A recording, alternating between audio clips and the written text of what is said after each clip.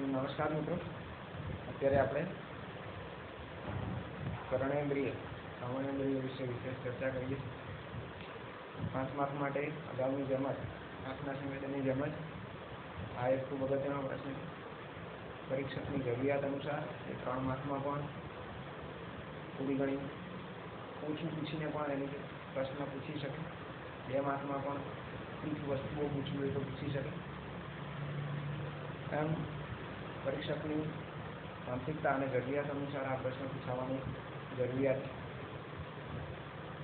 હવે શા માટે એની જરૂરિયાત છે?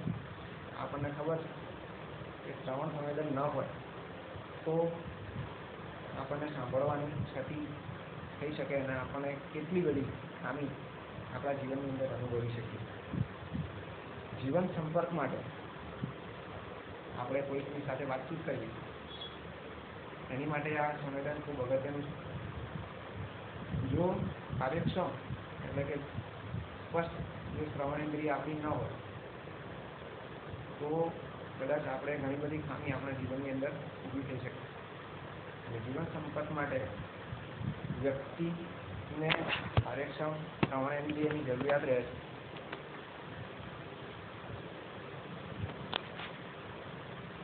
કેમેરામાં કંઈક પ્રોબ્લેમ છે. જે સાંભળી નથી શકતા, બધિર છે, બહેરા છે, તે ખરેખર જન્મથી જો કદાચ જે બહેરા હશે એ બોલી પણ નથી શકતા હોતા. એની પાછળનું કારણ એક હોય કે જે વ્યક્તિ એ કશું સાંભળ્યું જ નથી એ વ્યક્તિએ શું બોલવું એ તો સાંભળ્યું જ નથી, એટલે એ લોકો સ્પષ્ટ રીતે બોલી શકતા નથી. કારણ કે શું બોલવાનું છે તે તેમને ખબર જ હોતી નથી. કારણ કે સાંભળ્યું નથી એટલે એને સાંભળવાની તકલીફ થઈ છે, એટલે સ્પષ્ટ બોલી શકતા નથી. એટલે શ્રવણ સંવેદન એ ખૂબ અગત્યનું પાસું છે. એના આંતરિક અવયવો મગજ સાથેનું જોડાણ એ ખૂબ અગત્યનું હોવું જોઈએ. જો આકસ્મિક મગજના ભાગમાં કોઈ વખત વાગી જવાથી અથવા તો પછી જન્મથી જો એમાં કોઈ ખામી આવી હોય તો આપણને સાંભળવામાં તકલીફ થતી હોય, એટલે આપણે કાનને સાચવવા જોઈએ. અવાજની દિશા પારખવા માટે અવાજનો અંતરનો અંદાજ મેળવવા કેટલો દૂર અવાજ છે,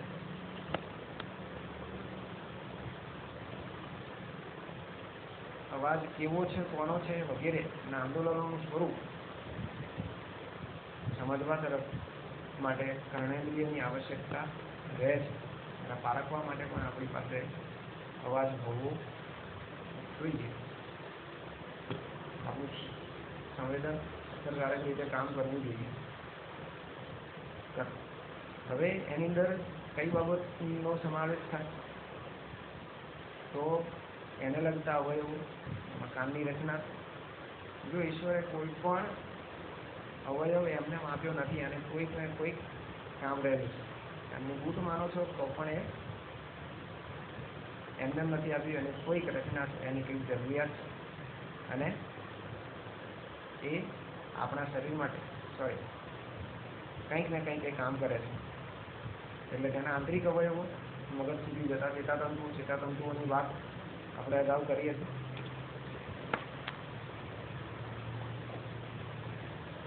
નોટ્સ મૂકવાની ભૂલી ગયો.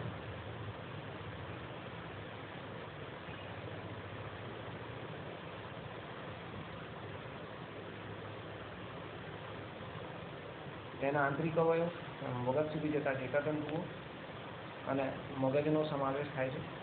જો એમાં કોઈ ખામી આવશે તો આપણને કોઈ પણ જગ્યાએ ખામી આવે તો આપણને સાંભળવામાં, સ્પષ્ટ સાંભળવામાં અથવા તો કોનો અવાજ છે વગેરે અર્થઘટન કરવામાં પણ આપણને તકલીફ ઊભી થાય છે.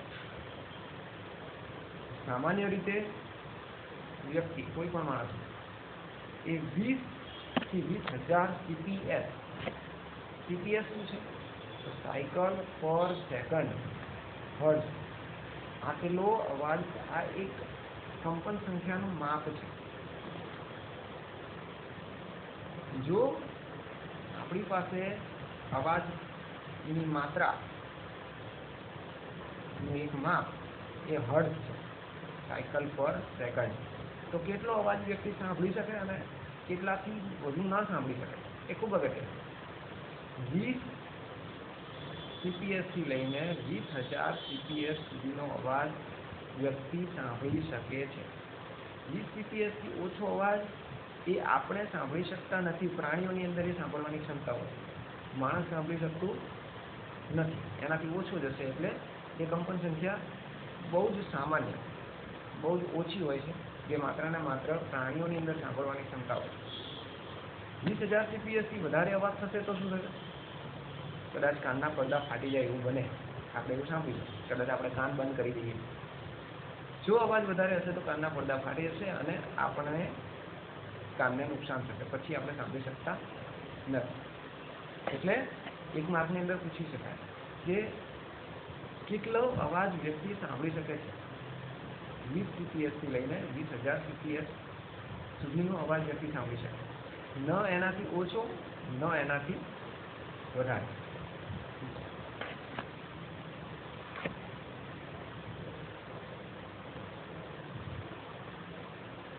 સામાન્ય રીતે માણસ 20 થી 20,000 CPS સાયકલ પર સેકન્ડ સુધીનો અવાજ હર્ટ્ઝ સુધીની કંપન સંખ્યાનો અવાજ સાંભળી શકે, ન તેથી વધારે કે ન તેથી ઊંચો.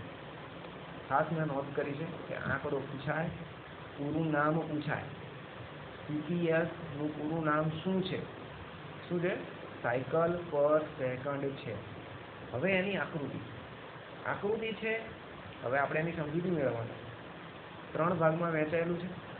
જો આપણને આંખની આકૃતિ યાદ ના રહેતી હોય તો પરીક્ષાની અંદર આપણી આગળ કોઈ બેઠું હશે, એની આકૃતિ જોઈને દોરી દેવાની. એટલે જો બહારની આકૃતિ આપણને ખબર પડી જાય. બાહ્યકર્ણ 3 ભાગમાં વહેંચાયેલું છે.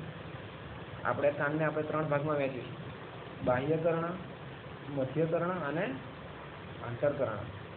બાહ્ય એટલે બહાર દેખાતો ભાગ, આંતર એટલે અંદર દેખાતો ભાગ. અંદર આપણે જોઈ શકતા નથી, મધ્ય ભાગને આપણે જોઈ શકતા નથી, માત્ર બાહ્ય કર્ણને આપણે જોઈ શકીએ. હવે બાહ્યકર્ણની અંદર કઈ કઈ વસ્તુનો સમાવેશ થાય? તો અહીંયા કર્ણદ્વાલી છાપ્યું છે. કર્ણદ્વાલી નથી, કર્ણપાલી છે. બહારનો પડદો છે. કર્ણપાલી કહીશું જેને આપણે કાનની બૂટ કહીએ છીએ તે. બરાબર. પછી બહાર બીજું શું દેખાય? તો કે આ નલિકા દેખાય છે. અવાજ અહીંથી ભરાશે, અંદર આગળ જશે એટલે કર્ણ નલિકા. અને છેલ્લે છે આ પડદો છે, જ્યાં આપણો અવાજ અથડાય છે. હવે આગળ એક એક શબ્દ સમજતા જઈશું અને આપણે એનું કામ શું છે એ જોતા જઈશું. કયા 3 ભાગ? તો કે બાહ્યકર્ણ શું છે કામ એનું? અરે એની અંદર કઈ વસ્તુનો સમાવેશ થાય? જેમ અત્યારે આપણે ચર્ચા કરી છે, કાનની બૂટ, કર્ણપાલી એટલે કે બહાર દેખાતી જે ભાગ છે તે, કર્ણનલિકા એટલે જે નળી દેખાય છે તે, અને કર્ણપટલ. અહીંયા કર્ણઢોલ શબ્દ પણ વાપરેલો છે. પડદો પણ કહી શકાય. પટલ એટલે પડદો, જેને આપણે અગાઉ વાત કરી હતી. મધ્યકર્ણ. હવે આની અંદર 3 હાડકાઓ આવેલા છે: હથોડી, એરણ અને પેગડું. આ 3 એના જેવો આકાર છે. હથોડી આપણને ખબર છે, એરણ ખબર છે અને પેગડું. આ 3 ના આકાર જેવા. જેમ લુહારના હાથમાં હથોડી હોય, એ કશાકની ઉપર મારે એટલે કે એરણ ઉપર મારે છે, અને બીજું એક પેગડું, એ જો ભાગ છે એના આકાર જેવું એક હાડકું છે. આ 3 હાડકાઓ છે. મધ્ય ભાગની અંદર હથોડી, એરણ અને પેગડું જેવા આકાર ધરાવતા હાડકાઓ છે. હાડકાઓ છૂટા નથી. કેવા છે? તો કે પરસ્પર એકબીજાથી જોડાયેલા છે. અને ત્રીજું છે આની અંદર જે નળી આપેલી છે, એક બીજી મધ્યકર્ણની અંદર બરાબર પસાર થશે, તમે જોઈ શકશો. શું છે? અહીંયા છાપેલું ચુસ્ટેકિયન છે, ખરેખર ચુસ્ટેકિયન નથી, યુસ્ટેકિયન અથવા તો હ્યુસ્ટેકિયન એવી નલિકાથી ના નામે તે ઓળખાય છે. ચુસ્ટેકિયન છાપેલું છે પણ આપણે એને હ્યુસ્ટેકિયન વાંચીશું, જેનો બીજો છેડો ગળામાં ખુલે છે. હવે આનું કામ શું હોય? જ્યારે અવાજ કદાચ કોઈ સંજોગોમાં વધારે પડતો આવ્યો અને આપણે કાન બંધ ન કરી શક્યા, જ્યારે અવાજ વધારે પડતો આવે ત્યારે કદાચ ઘણી વખત એવું થાય કે આપણે કાન, આપણા હાથ નથી કોઈ સંજોગોમાં ત્યાં પહોંચી શકતા અને આપણે એને બંધ કરી શકતા નથી. ત્યારે ઈશ્વરે જે એની રચના કંઈક એવી કરી છે કે જ્યારે અવાજ વધારે પડતો આવે ત્યારે એને કાનની અંદર, નલિકાની અંદર એક છેડો એવો પણ આપ્યો છે જે સીધો ગળામાં ખુલે છે. કદાચ અનુભવ્યું હશે તમે, કાનની અંદર કોઈ દવા નાખેલી હોય અને એ દવા ગળા સુધી પહોંચી જાય. ફિલ્મોની અંદર પણ જોયું હશે કે કોઈ વ્યક્તિ બીડી પીતો હોય, એના કાનમાંથી ધુમાડા નીકળેલા હોય, સિગાર પીતા હોય ને ધુમાડા કાનમાંથી નીકળે, ગાલ ઉપર મારે અને ત્યાંથી અવાજ આવે. તો એનો એક છેડો, તમે દવાનો અનુભવ પણ કર્યો હશે, ગળામાં, કાનમાં નાખી અને ગળામાં એ જ વખતે થોડા સમય પછી કડવું લાગે, તો એક છેડો યુસ્ટેકિયન નલિકાનો ગળા મારફતે અંદર આવે. હવે એનું કામ શું? ઈશ્વરે એની રચના એટલા માટે કરેલી છે કે જો વધુ પડતો અવાજ આવે તો એ અવાજના મોજાઓ ગળા મારફતે બહાર નીકળી જાય અને કાનને કોઈ નુકસાન થાય શક્ય તેટલું ઓછું. એટલે યુસ્ટેકિયન નલિકા એ આપણને મદદરૂપ થાય છે, આપણા કાનને બચાવવા માટે મદદરૂપ થાય છે.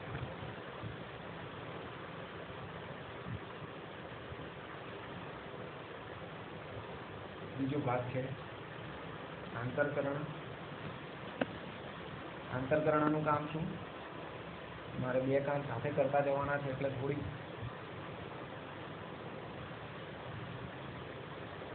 ત્રીજું કામ છે આંતરકર્ણ. આંતરકર્ણ એને પણ આપણે 3 ભાગમાં વહેંચીશું. જો મુખ્યત્વે 3 ભાગ. કયા કયા? તો બાહ્ય, મધ્ય અને આંતર. આ 3 ભાગ. 3 ભાગમાં ત્રીજા ભાગમાં બીજા 3 ભાગ. કયા કયા? મધ્ય ભાગ, શંખાકૃતિ અને અર્ધવર્તુળાકાર વલયો. મધ્ય ભાગની અંદર આખો વચ્ચેનો ભાગ આવી જશે, જે આપણે મધ્યકર્ણની અંદર કહ્યું તે, પણ પાછળનો પણ મધ્ય ભાગની અંદર સમાવેશ થશે, જે મધ્ય ભાગની અંદર આ ભાગનો સમાવેશ થાય છે. બીજો છે શંખાકૃતિ અને ત્રીજો છે અર્ધવર્તુળાકાર વલયો. કર્ણવલયોના નામે પણ આપણે એને ઓળખીએ છીએ. આ કર્ણવલયો, શંખાકૃતિ અને મધ્યકર્ણના પોલાણ જેવા ભાગોનો સમાવેશ અહીંયા થાય છે. હવે ફરીથી એક વાત, મધ્ય ભાગ, શંખાકૃતિ એટલે આપણે અહીંયા જો મેં નોંધ કરી છે જે મને ભૂલ દેખાઈ છે, શંખાકૃતિ એટલે શંખ જેવી આકૃતિ હોય, છાપવામાં ભૂલ છે, આકૃતિમાં છાપવામાં ભૂલ છે. સંખ્યાકૃતિ જેવું છાપેલ, સંખ્યાકૃતિ એવું છાપેલ છે, અહીંયા જોશો તમે, પણ એ સંખ્યાકૃતિ નથી, શંખાકૃતિ છે. શંખ જેવી આકૃતિ છે કે જેને આપણે કર્ણશંખ પણ કહીશું. ત્રીજું છે અર્ધવર્તુળાકાર કર્ણવલયો, કે જે આને કર્ણવલયો કહીશું આપણે. અર્ધવર્તુળાકાર કે જે આખા વર્તુળ જેવા નથી, એને એવી રીતે યાદ રાખીશું. હવે એની રચના હવે બહુ સહેલું છે. જો આટલી વસ્તુ આકૃતિ સમજાઈ ગઈ એટલે એની પ્રક્રિયા આપણને બહુ જ સરળતાથી સમજાઈ શકાય, કારણ કે એક જ પ્રોસેસની અંદર આગળ જશે. અવાજથી પાછળથી તો આવવાનો નથી, અહીંથી જ પસાર થવાનો છે. હવે ક્યાં ક્યાં જશે વિચાર કરો. મોજાઓ પહેલાં ક્યાં આવશે? મેં સૌથી પહેલાં વાત કરી હતી કે ઈશ્વરે કોઈ પણ ભાગ એમને આપ્યો નથી. દરેકની ઈશ્વરે કોઈકને કોઈક જરૂરિયાત આપી છે. અવાજ સીધે સીધો પસાર નથી થતો, એક કર્ણબૂટની અંદર એ ભરાય છે, પછી એના વાટે થઈને કર્ણનલિકા વાટે પડદા સુધી પહોંચે. પછી એનું કંઈક ને કંઈક જુદું જુદું રૂપાંતર થાય છે, જે આપણે નોટ્સ લખી છે એની અંદર જોવાનું છે. ફરીથી જોજો ક્યાં જશે એની રચના અને પ્રક્રિયા. અવાજના મોજાઓ કર્ણપાલીમાં એકઠા થઈ. કર્ણપાલી એટલે જેને આપણે અગાઉ કાનની બૂટ એવો શબ્દ વાપરેલો. કાનની બૂટમાંથી પસાર થઈને ક્યાં જશે? એકઠા થઈને કર્ણનલિકા મારફતે જશે. ક્યાં જશે? કર્ણ ઢોલ સુધી પહોંચે. ઢોલ એટલે એને પડદો કીધું હતું. ત્યાં જતાં શું થશે? હવે એ મોજાઓ ત્યાં આગળ પછડાય. જેમ અહીંયા મેં ઉદાહરણ ખાસ લખ્યું છે. હવે ઢોલ ઉપર તમે દંડીકો મારો એટલે અવાજ ત્યાં સુધી પહોંચે એટલે શું થાય? પડદા ઉપર શું થશે?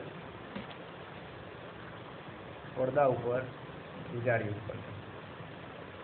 હવે એ ધ્રુજારી વિચારશો, એ ધ્રુજારી એકબીજાને ભટકાવવાથી કોઈક ને કોઈક અવાજ ઉત્પન્ન થાય છે. એમ પડદા ઉપર કોઈ અવાજ છે નહીં, પણ એકબીજાને અથડાવવાથી એ મોજાઓમાં રૂપાંતર થાય, જુદા જુદા તરંગોમાં રૂપાંતર થાય. અને એ કોઈક અવાજ છે એવું આપણને અનુભવ થાય, એ અવાજમાં રૂપાંતર થાય. એટલે તરંગોનું જુદી જુદી વસ્તુમાં રૂપાંતર થાય ત્યારે એ અવાજનું સ્વરૂપ ધારણ કરે. હવે ફરીથી જોઈએ આપણે કે અવાજના મોજાઓ કર્ણપાલીમાં એકઠા થઈને કર્ણનલિકા મારફતે ક્યાંથી ક્યાં પસાર થયું આપણને ખબર પડી. બૂટ, ત્યાંથી નલિકા, ત્યાંથી અંદર જઈને પડદા સુધી જાય. ત્યાં પહોંચે એટલે ધ્રુજારી ઉત્પન્ન થાય. ઢોલ ઉપર જેમ દંડીકો મારીએ તેમ ઢોલના પડદા ઉપર ધ્રુજારી થાય તેમ. હવે એની સાથે આગળ કઈ વસ્તુ હતી વિચારો છે ફરીથી? 3 એ 3 હાડકાઓ મધ્યકર્ણ સુધી પહોંચ્યા આવે. 3 એ 3 હાડકાઓ શું કરશે? તો કે એકબીજાને અથડાવશે અને એની અંદર કંપન પેદા થશે. હવે એમાંથી જે ધ્વનિ તરંગો ઉત્પન્ન થયા છે, કારણ કે તરંગોમાં રૂપાંતર થશે, ધ્વનિ તરંગોનું અસ્થિ તરંગોમાં રૂપાંતર થશે. સંકળાયેલ ત્રણેય હાડકાઓ કયા છે આપણને ખ્યાલ છે, અને ખાસ નોંધ મૂકી છે કારણ કે આપણને પૂછાય પણ. કયા 3 હાડકાઓ છે? તો કે હથોડી, એરણ અને પેંડું. એમાં કંપન પેદા થાય જે ધ્વનિ તરંગોનું અસ્થિ તરંગોમાં રૂપાંતર કરે. તરંગો કયા છે? સૌથી પહેલા તરંગો કયા? ધ્વનિ તરંગો. એનું તેમાં રૂપાંતર થયું હતું હાડકા સાથે અથડાયા. અહીંયા કયા તરંગો હતા? ધ્રુજારી ઉત્પન્ન થઈ એટલે ધ્વનિ થઈ. ધ્વનિનું શેમાં રૂપાંતર થયું? હાડકા સાથે અથડાયા. તેમાં રૂપાંતર થયું અસ્થિ તરંગોમાં રૂપાંતર થયું. હવે અસ્થિ તરંગો શું કરશે? અસ્થિ તરંગો એ આંતરકર્ણમાં પહોંચતા હવે પછીના ત્રીજા ભાગમાં એ પહોંચે. એ એનું પ્રવાહી તરંગમાં રૂપાંતર કરે. ફરીથી એકવાર મોજાઓ ક્યાં પહેલા થાય? આખી શરૂઆતની ફરી પ્રક્રિયા જુઓ, કારણ કે આ આપણી માટે ખૂબ અગત્યનો પ્રશ્ન. મોજાઓ કર્ણપાલીમાં એકઠા થાય. કર્ણપાલિકામાંથી કર્ણનલિકામાં જશે. ત્યાંથી કર્ણઢોલ સુધી આવશે. ધ્રુજારી ઉત્પન્ન થાય. 3 હાડકાઓમાં કંપન ઉત્પન્ન થાય. ધ્વનિ તરંગોનું શેમાં રૂપાંતર થશે? તો કે અસ્થિ તરંગમાં રૂપાંતર થાય. અસ્થિ તરંગનું પ્રવાહી તરંગમાં રૂપાંતર થાય. હવે પછી આગળ જશે. હવે આ રૂપાંતર થયેલી વસ્તુ ક્યાં જશે? તરંગો. તો કે આ તરંગ શંખાકૃતિ કે કર્ણવલયમાં આવેલા પ્રવાહીને ઉત્તેજે. ત્યાં રહેલા સૂક્ષ્મ વાળ કોષો ઉત્તેજાય. હવે પછી એનો મગજનો ખૂબ અગત્યનો ભાગ શું કહે? તો કે चेता प्रवाह उत्पन्न थाय। अब आ चेता प्रवाह जशे क्यां जशे तो मगजनी अंदर खूब अगत्यनो भाग आपणो आ त्रण खंड साथे जोडायेलो छे। तो मगजना निम्न खंडमां आवेला नानुं मगज नथी, जो निम्न खंड छे। मोटा मगजना 4 खंडो, अग्र मध्य पश्व अने निम्न। नानुं मगज जुदुं छे। तो निम्न खंडमां आवेला श्रवण केन्द्रनी अंदर पहोंचता ध्वनि संवेदन थाय। आम आपणी पासे आखी प्रोसेस है। प्रवाही तरंग में रूपांतर थया पछी ए प्रवाही क्यां जशे तो कि शंखाकृति के कर्णवलय में आवेला प्रवाही ने उत्तेजे। त्यां रहेला सूक्ष्म वाळपेशीओ उत्तेजाय जे नाना नाना वाळना कोषो रहेला छे ए उत्तेजाशे, जे श्रवण जे चेता प्रवाह तेना कारणे चेता प्रवाह उत्पन्न थाय। ए चेता प्रवाह मगज सुधी जशे अने निम्न खंड में आवेला श्रवण खंड सुधी आ एनुं केन्द्र है, त्यां पहोंचता ध्वनि संवेदन थाय छे। 1 मार्क माटे आ खूब अगत्यनो छेल्लो मुद्दो छे। प्रक्रिया आखी होय तो 3 मार्कनी अंदर पूछी शकाय अने आखो ज प्रश्न ए 5 मार्कनी अंदर पूछी शकाय। हवे पछी આપણે ગંધ સંવેદન વિશે